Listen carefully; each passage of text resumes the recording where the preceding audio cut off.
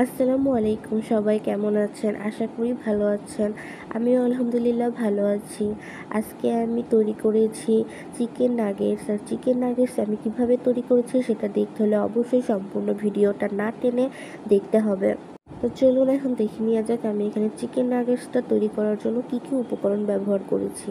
আমি এখানে প্রথমে ব্লেন্ডারের মধ্যে ছোট ছোট টুকরো করে চিকেনের পিসগুলো কেটে নিয়েছিলাম এবং আমি 2টা পাউরুটি পানিতে ভিজিয়ে তারপর পানিগুলো ভালো করে চিপে ফেলে পাউরুটিগুলোর মধ্যে দিয়ে নিচ্ছি। আপনারা একদম পাউরুটিগুলো ভালো করে চিপে নেবেন, নয়তো পানি থাকলে মিশ্রণটা একদম নরম হয়ে যাবে। তো তারপরে আমি এখানে 2 চামচ ময়দা নিয়েছি।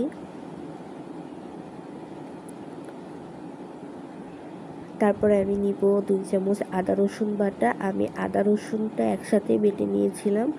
2 চামচ আদা রসুন বাটা দেওয়ার পরে আমি এখানে 2 চামচ লাল মরিচের গুঁড়াটা দিব। আপনারা চাইলে কাঁচা মরিচও দিতে পারেন। লাল মরিচের গুঁড়াটা দিলে কালারটা দেখতে একটু ভালো লাগবে, এজন্য আমি লাল মরিচের গুঁড়া নিয়েছি। তারপর নিয়েছি হাফ চামচ লবণ। আপনারা আপনাদের পরিমাণ মতো লবণটা নিয়ে নেবেন। তারপরে আমি এখানে হাফ চামচ চিনি দিয়েছি। 2 চামচ গোলমরিচের গুঁড়া দিয়েছি। তারপরে আমি দিব 2 চামচ লেবুর রস।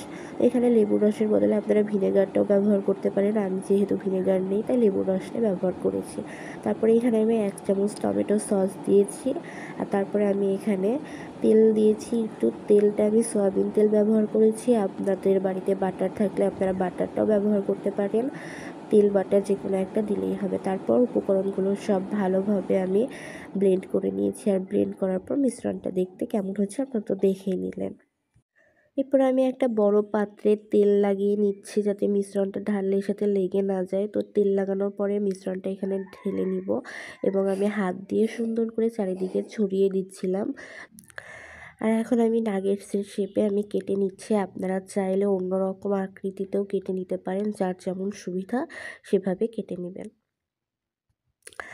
তো এগুলা কাটা হয়ে গেলে আমি একটা একটা করে টুকরো এভাবে আটা প্রথমে লাগিয়ে নিব। তারপরে আমি একটা ডিম ফাটিয়ে নিয়েছিলাম, সেই ডিমের মিশ্রণটার মধ্যে দিব এবং ডিম লাগানোর পরে আমি বেডসগ্রামের মধ্যে দিব। আর এই বেডসগ্রামটা কিন্তু আমি বাড়িতেই তৈরি করেছি। আর আমি এটা কিভাবে তৈরি করেছি সেটা দেখতে হলে অবশ্যই আমার পরের ভিডিওটা দেখতে হবে। তো এই যে আমি এখানে বেডসগ্রাম লাগিয়ে এটা রাখবো এভাবে এক এক করে সবগুলো আমি বানিয়ে বানিয়ে রাখবো। তারপরে আমি এগুলো ভাজবো। তো এখন আমি এটা ভাজার জন্য তেল দিচ্ছি। আর আমি ডুবা তেলে ভাজবো না, আমি এটা অল্প তেলে ভাজবো। এক এক করে সবগুলো আমি দিচ্ছি। আর এটা একদম লো আঁচে ভাজতে হবে, নয়তো এর উপরে যে বেডসগ্রামগুলো আছে এগুলো একদম পুড়ে যাবে। তাই